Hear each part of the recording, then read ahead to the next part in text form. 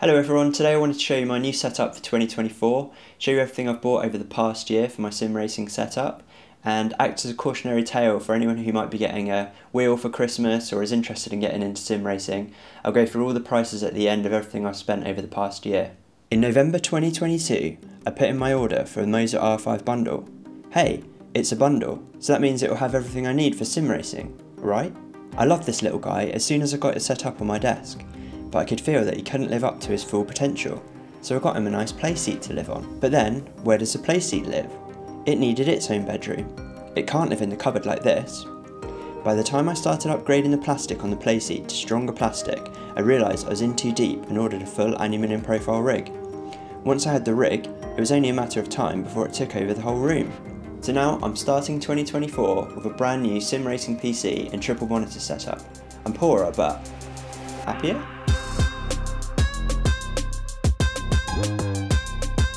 First of all, the rig. If you've been following my channel for a while, you know I've got this GT Amiga Prime Lite. I've had it for nearly a year now. It's the first video I ever put on my channel. If you're new to sim rigs, the main thing is you want aluminium profile.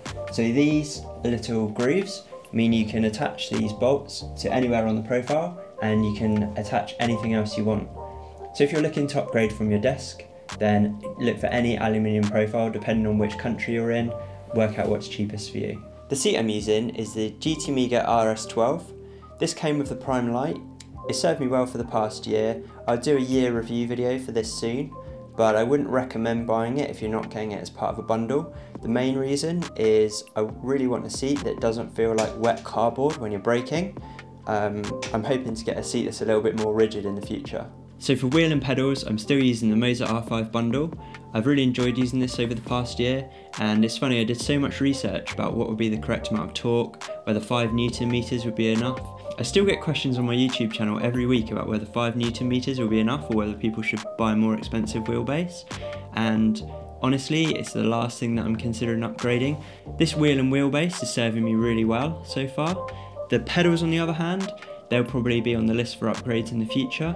If you're having trouble deciding which wheelbase to get or which bundle to buy to start with, it really doesn't matter.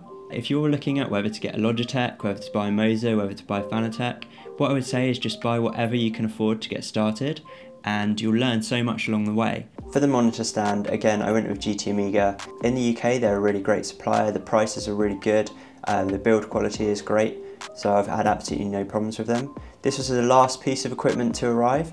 I was actually trying to use boxes while I was waiting for this to arrive because I was so impatient, and it was a horrible experience, so definitely can't underestimate the value of a good monitor stand.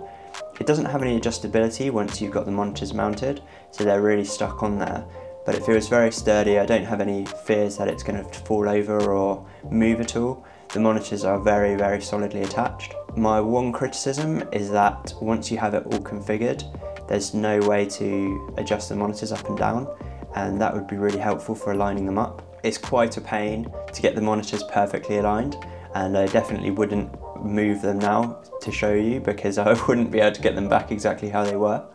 For the monitors, I went with 27-inch Dell G2724Ds. The reason I went 27 in the end was Dave Cameron's video. I trust his opinion because he's been doing it for so long, and he said he's tried lots of different monitor sizes, and like him, being in the UK, the overall size of the rig is very important to me, and also keeping costs down as much as possible. So I got these on offer for Black Friday. They're £175 each, which to me seemed like an absolute bargain. They're 165 Hz, and they're specifically for gaming. So far they've worked out brilliantly. If you're not sure how to choose monitors for sim racing, one good resource is the Artings website. You can go onto the table view, specify the price that you're willing to pay for the monitors and the sizes that you're interested in, for example 27 to 32, and you can then sort them by gaming performance. When I bought mine, the Dells were right at the top with an 8.6, so I think anything above 8 will be absolutely fantastic for sim racing. Overall, I couldn't be happy with how these are looking. I generally try and run them at 120 frames per second. The high refresh is definitely an upgrade from the 60 Hz monitor that I was using before, and if you can go high refresh, I'd highly recommend it. For the PC, I just recently published a video showing how I built it. If you've not built a gaming PC before, it's really easy. You just plug everything in where you're supposed to, and you can't really go wrong, to be honest. I went with a 7800 X3D processor with an AMD 7900 XT GPU. The reason I went AMD in the end was it was a good price for Black Friday, £710 I paid for it, but also there's so many people online saying that you can't use an AMD graphics card for sim racing on triple screens. I sort of wanted to get it out of spite to prove them wrong. I don't know if I've made a bad decision or not because I don't have an NVIDIA card to test, but so far I've been really happy with it. I tend to run everything at 120 frames per second locked. That gives me a really smooth experience. I get no stutters, no drops in frames or anything like that. So I've got it locked on 120 and that seems amazing to run at 6K resolution with absolutely no problem at all. So I'm sure your main question is, how does it drive? I had a lot of anxiety about building this sim rig because when you're spending this sort of money and you're buying lots of different stuff from different places and different manufacturers, there's always this underlying fear that it's not actually going to work how you think it's going to. And I'm so grateful with how this has come together. It's so fun to drive. I've been having such a great time since I've done these upgrades. Going to triple monitors has been an absolute world of difference to me. Not only have I gone from 60 Hz, one single 60 Hz screen to 320 Hz screens, but having the wraparound effect of the screens just makes such a difference to the driving experience. It means you can see so much more going on around you and you can really focus on your driving rather than having to worry about what's just off your peripheral vision that you can't see. So I wanted to make this video really to show people a baseline setup that is achievable and works, and then you can go from there. So you know that once you've got something equivalent to the Moza R5, you've got something equivalent to a 27-inch, 120 Hz display, you'll have an absolutely great time.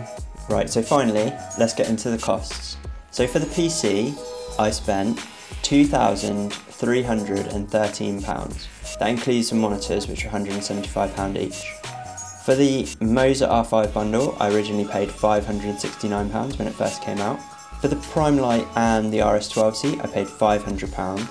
And for the triple monitor stand, I paid £188. So in total, that's £3,570 for this setup behind me.